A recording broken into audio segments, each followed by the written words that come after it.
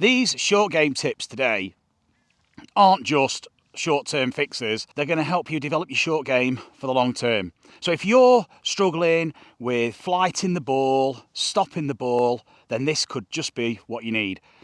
It's winter time here in England. It's getting to that time of year now where it's damp, it's dewy, there's worm cast, the ground's extremely soft. And what are the green staff doing? They're putting all the flags at the front of the green to protect the green. So the flag's at the front, pretty much on every hole. So quite rightly so, it protects the green, stops traffic and all the foot flow going to the back of the green, all across the green to get to the ball, and essentially damaging the greens over the winter months because they're so soft. So generally, the flags are at the front, which means it makes it trickier for chipping and pitching. Because the ground's so soft, we can't really run it in anymore. Because it's so soft at the front of the green on the approach, the ball just stops. So what we need is a flighted shot, which is going to stop quick. It could be a low flighted shot, high flighted shot. We want to be playing it with spin if possible, and we want to prevent the golf club digging in. So I'm going to show you some simple swing concepts which you can have a play around with and explore on the short game area. So you can play a shot like this, and in the summertime, use it equally as well for those short-sided shots where you need a bit of loft, bit of spin, and control that reaction when the ball lands on the green, so it doesn't just run off. So let me show you now what we need to do. I've got my 58. What we're going to do is we're going to look at how we can get spin without it digging in, okay? There's no problem hitting down. We want to be hitting down. We're definitely not trying to scoop this thing up. We don't need to try and hit it airborne by trying to help it. On the contrary, we need to be hitting down, but with loft. And when we're hitting down with an open face, we've got bounce. It's not going to dig. So we need to open the face. So how do we hit down? We all know we've got to hit down, but how do we do it? Without physically trying to hit hard and down, what we can do is we can just tilt our shoulders. So normally we set up with a trail shoulder lower, and for me as a right-hander, my right shoulder's lower, right hand's lower on the club, and that will tilt the shoulders, if you like. It just flexes the spine slightly, and that's helping a shallow angle, but it's not particularly conducive to getting the low point forward. We want to get the low point in front of the ball so that we're striking down, collecting the ball on the way to the low point. But if we've got loft and we've got bounce, it's just going to skim the surface. It's just going to brush, bump off the surface and slide. We may take a little bit of ground in the winter, but that's okay because we're going to accelerate through that ball and low point. So setting up with the club, pointed at the belt buckle, grip it a bit lower. Narrow stance, don't need a wide stance for chipping and pitching, and we're going to tilt the shoulders. This could feel strange. What I suggest you do, put your hands by your legs and just literally slide your lead arm towards the knee, towards the bottom of your thigh, and now grip it. It's going to probably feel like you're miles in front of the ball. You're almost looking at the front of the ball. As a little checkpoint, what you can do, take the ball. Here I've got a tight list, practice ball. I'm going to place the ball so there's no logo on top. The tight list is on the side. So now I can't see the tight list from above. What I'm going to do is set up, and I'm going to have to tilt now to the left, my lead side, and now I can see the tight list logo. That's pretty strange considering we're normally here or even here looking at the back of the ball, and we're told to strike at the back of the ball. Thinking about striking the back of the ball can be a problem. It can lead us into this place where we're hitting the ground before the ball because it might be moving our low point too far back. Because how you orientate your upper body really determines where that low point is. Remember, the low point is below the lead shoulder. It's already in front of the ball. As soon as I rotate, I'm moving my low point back. I've got to get it back in front of the ball, and I've got to get it down. And there's a reason why I've got to get that low point down. I've got to get that low point under the surface, because the lower that low point goes under the surface, the more opportunity I've got to spring. And it's this spring that's going to hold the key to everything.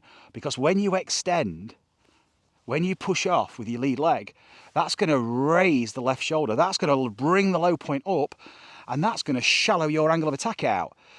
So you're still striking down, but it's shallowing all the time as well. So it's steep and down, but shallowing as you're coming up. And you're going to start to influence the angle of attack by how much you're pushing and how much that lead shoulder's going up. So it can be shallow, or it can be steeper.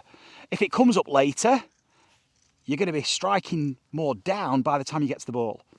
So as I set up, very much loaded, left if you like, with the pressure, I feel tilted. I'm on an incline and I'm swinging this way, down, even releasing.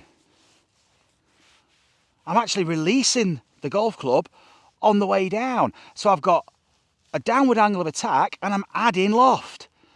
But what I'm going to do is I'm going to pop. And as I pop, that brings the low point up, shallows it as it's coming down, and you're going to get a lovely flighted spinny shot. It's going to stop quick. So what this looks like is this. Ball in the middle, narrow stance.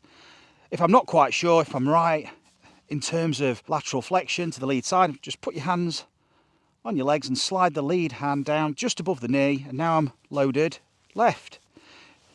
I'm well in front of the ball. That's the feeling. Now, keeping that pressure there, rotate and allow myself to pop the lead leg. Let's see what happens. Loads of loft on the club. Face is open. Leading with the pressure left for me as a right-hander. And then I can just pop. And the ball springs up. Lovely divot as I was popping up. This can be a strange sensation to be going up as you strike down, but we've got to get used to that. And guys, this is awesome for your full swing because it's the going up, i.e. the pushing off the ground, as you release the club down, that is the combo for speed. So the club is swinging away from you, away from the centripetal point that you're pushing up and using vertical force with. So that amplifies the momentum and it basically ramps up the speed. We want speed through this shot because we need spin. So we've got to have some speed. The speed comes at the bottom. You're going to pop at the bottom. But because your low point's left, because you've already preset it, and you're staying loaded left, you can pop that lead leg, release the club, you're still striking down. This is going to be loaded with spin. And you've not got any problems with the strike. Even off a dodgy lie like this, with an open face, load up left.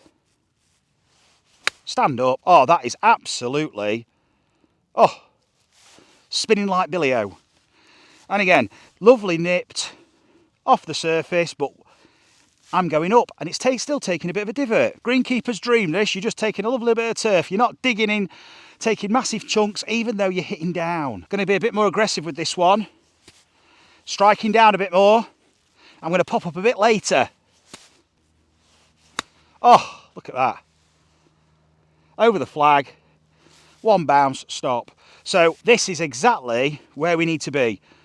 So for face on, you can really appreciate here, in swing, ball in the centre, doesn't have to be forward or back. Can move it back if you like, that's fine, that's going to help you get even steeper. But you're going to be freely releasing, but on a downward angle. You're effectively adding loft as you're swinging down. So it's steep, but with spin. There's a divot. It's a great strike because the low point's in front, it's coming up, I've popped. So troubleshoot number one, and this is what people have struggled with generally in chipping because they've gone down, not up. The old jelly legs, jelly knees, soft knees, they're moving down to get a strike and the low point's just going down and down and down, and they've essentially made life really tricky. We want to be springing the low point up, but we've got to take it deep, deep down first with the orientation of the body. So if I stay down,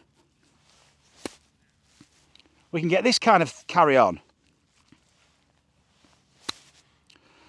The chunk and run, but to completely negate the potential of chunking it, open that face, get the loft on, neutral, Lean, let this club swing up, not trying to swing it low and shallow and trying to scoop.